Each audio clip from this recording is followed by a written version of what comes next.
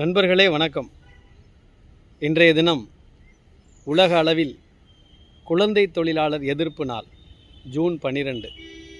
குழந்தைகள் நம்முடைய செல்வங்கள். ஒரு வாழ்க்கை என்பது குழந்தை பருவத்தில் தான் இருக்கிறது. குழந்தை பருவத்தை தாண்டுகிற பொழுது வாழ்க்கை சிறிது சிறிதாக மரணித்து விடுகிறது. கவலைகளற்ற வாழ்க்கை என்பது குழந்தை பருவம்தான். குறிப்பாக மழலை செல்வத்தை நாடுகிறவர்கள் யாரும் எப்பேற்பட்ட கவலை இருந்தாலும் மிகவும் மகிழ்ச்சி அடைவார்கள். குழல் இழிந்து யாழ் இனிது என்பர் தம்மக்கள் மழலை சொல் கேளாதவர் என்று வள்ளுவர் சொல்வார். மழலை சொல்லுக்காகத்தான் எத்தனையோ பேர் அலைந்து கொண்டிருக்கிறார்கள்.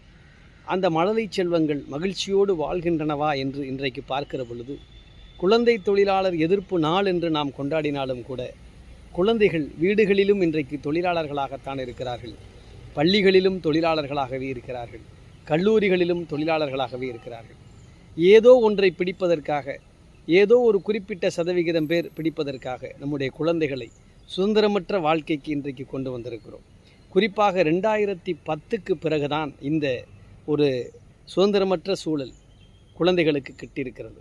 2010க்கு ஆண்டுகளுக்கு முன்பாக இதுபோன்ற நிலை இல்லை. இன்றைக்கு முளைத்திருக்கிற தனியார் பள்ளிகள் குழந்தைகளை ஜெயிலிலே தள்ளுகிற ஒரு கைதிகளாகவே பார்க்கிறார்கள். எல்லா பள்ளிகளிலும் சரி, எல்லா பெற்றோருமே அவர்களை கட்டாயப்படுத்தி அதைப்படி இதைப்படி, அங்கு போ இங்கு வா என்று சுதந்திர வாழ்க்கையை ஜெயிலாக்கி விட்டார்கள் என்றுதான் நாம் நினைக்க தோணுகிறது. உண்மையிலே வாழ்க்கை பருவம் என்பது அந்த குழந்தைகள் ஒரு பெட்டி கடையிலும் ஒரு மார்க்கெட்டிலும் மெக்கானிக்காகவும் ஜவுளி கடையிலும் வேலை செய்வதை ஒழிப்பது நம்முடைய நோக்கமாக இருந்தாலும் கூட அந்த இடத்தில் கிடைக்கிற மகிழ்ச்சி கூட குழந்தைகளுக்கு, பல குழந்தைகளுக்கு வீடுகளிலும் பள்ளிகளிலும் இல்லை என்று தான் சொல்ல வேண்டும்.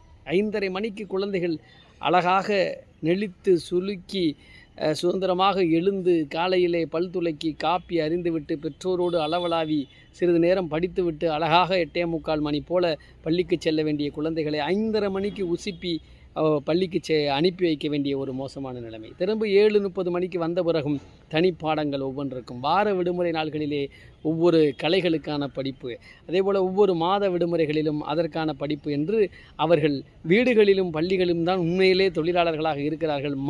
மன நோயாளிகள் போல மாறி இருக்கிறார்கள் என்று தான் சொல்ல வேண்டும். ஆனால் உண்மையிலேயே அந்த கடைகளில் வேலை பார்க்குறவங்க கூட சுதந்திரமாக இருந்துருவாங்க போல. ஆனால் அப்படிப்பட்ட சூழ்நிலை இன்றைக்கு வீடுகளிலும் பள்ளிகளிலும் இருக்கிறதாகவே குழந்தை தொழிலாளர் எதிர்ப்பு நாளிலே குழந்தைகளை வேலைக்கு அமர்த்துவது, 14 வயதிற்கு கீழாக உள்ள குழந்தைகளை வேலைக்கு அமர்த்துவது சட்டப்படி தவறு என்றாலும் கூட 14 வயதிற்கு கீழான குழந்தைகள்